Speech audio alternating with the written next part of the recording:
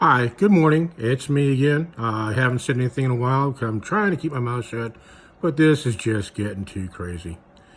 If you want to fix the political system, which until we fix the political system, nothing in this country is going to ever get fixed because they keep playing the same games round and round and round and round and round. It hasn't changed in a long time. The players have changed, but they all know the game in the background and learn it. So what we need to do is change the system. The two-party system is great because it's supposed to give you a couple of avenues to work with. There's a couple of different ideas, but it's not enough. Let's face it. The Democrats have some good ideas, and then they have some real winners, okay? Same thing with the Republicans. The problem is if you're a Republican, you got to go with the Republicans, no matter how stupid some of the ideas are. And yes, you do get some good ones through. Same thing with the Democrats. The Democrats have some great ideas, and you want to go along with them, but unfortunately, you also have to back the stupid ideas. To me, being independent and picking the best of both worlds is the only way to go. Take the best of what the Democrats have to say and the best of what the Republicans have to say, and you put it together, and what do you end up with? The best. Okay? That's the only way to do it. We need a third party, maybe even a fourth party, to bring a different view into what's happening on here, to get rid of this monopolies that keep happening, to quit switching different zones together so they can get better votes. All they are worried about is getting elected so that they can have power and financial gain in a lot of cases. But power is definitely it. And that leads me to another thing. You have these old guard guys that get up into power and control things. Literally control things. They control what the others vote for by manipulation. They control whatever the lobbyists want by manipulation. So how do we change that? Someone said we restrict the terms. That's a good idea. They can't establish that much control and that many contacts if the terms are shorter. So if you go maximum 2, maybe even 3 terms of 4 years, not 2. Because I'll tell you what happens with 2. They get elected, they spend a year getting everything under control, and then and making a few changes or trying to, and then they start campaigning. So you basically get a half a year to maybe a year's worth of work out of them. You spend the rest of the time campaigning. So go 4 years. Give them an opportunity to really work. Okay? 2 years, 2 terms, I'd go at maximum 3. That's up to 12 years. That's still a long time. Personally, I think 2 terms of 4 years each is it. Now, that takes care of some of the monopolies that are contrived through the government. The next thing is, you got to get them to quit buying elections. We are being bought by advertising, not by what stands for what the president or candidate stands for. Think about it. Whoever has the most money, and that's why they always talk about who raises the most campaign funds. Whoever has the most money can buy the most advertising to get the name out most, not to sit there and tackle the problems that we have at hand. So, how do you eliminate that problem? Simple. Take away those dollars.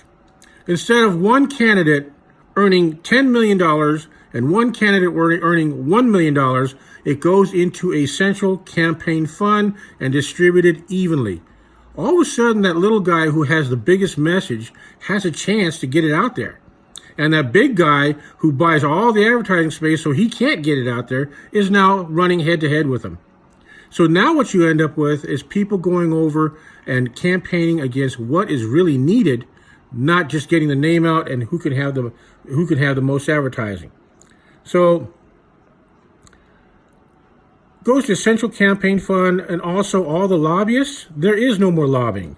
And anything that they want to put in is going to go in the Central Campaign Fund anyway, so they can't buy politicians.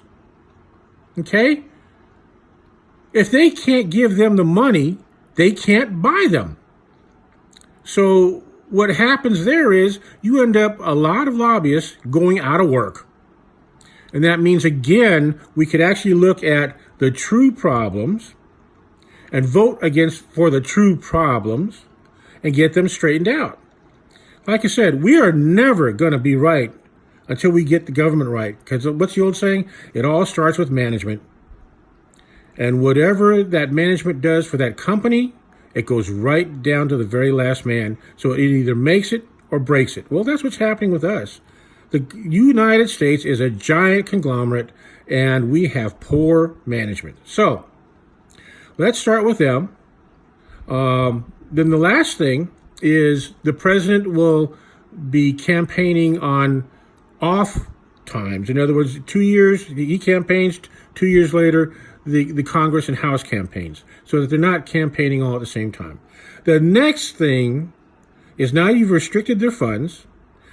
Now you have a limited time. What's happened right now is the Democrats, through whisper campaigns, have been campaigning the day Trump got elected. Okay, that's not unusual. They figure if he's in-house now, he'll probably win the re-election, but we need to discredit him starting immediately. So by the time the elections come around, he's discredited again. Well, the other problem is, because they want to raise funds, they start campaigning a year, year and a half, 2 years before the election ever comes forth. So we now enact a law. There is no campaigning. There are no speeches with hidden campaigns. There is nothing regarding campaigning whatsoever. Whatsoever. Until at least 4 months before the elections. And that's it. So now you've restricted the funds, you've restricted the time, and maybe we can get some work done instead of campaigning. So all they do is campaign, raise money, campaign, raise money. They don't get anything done. Well, those are some things that will help change the government. Restricted terms, restricted funds, elimination of lobbyists, limited time for campaigning. Now everybody's on an equal footing. Now we can discuss the problems. Now we can look for the solutions. One final thing. The silent majority has been silent forever. And because of that, they sit back and groan as to who got elected and what policies are enacted. Well, the only way that's ever going to change, the only way that the true elected official is going to come forth, is by having a National Blue Day or National Blue Days, 1 or possibly 2 on election time. Sounds crazy, but only emergency services and immediate services type of setup, or typical blue days, would be enacted. That way, the silent majority who doesn't risk having employment issues by going out and taking the time to vote can now safely go out and vote with no issues.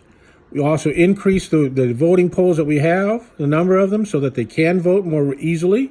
And 2, possibly even an online vote. That would be tough because the security that has to go into that would be phenomenal. Along with ID'd vote, so that there is no voter tampering. You know, that's as old as voting is, you know, but it does happen. So you have ID vote, you have blue days, so that the silent majority can actually step up and say what needs to be done for America. You have restricted campaign dollars, you have restricted campaign time, you have restricted terms. Now we have put the government and the election in check instead of running rampant. That needs to happen. If that happens, we have a start. We have a beginning. This is me again, Jim Harris, ranting and raving. Over and out.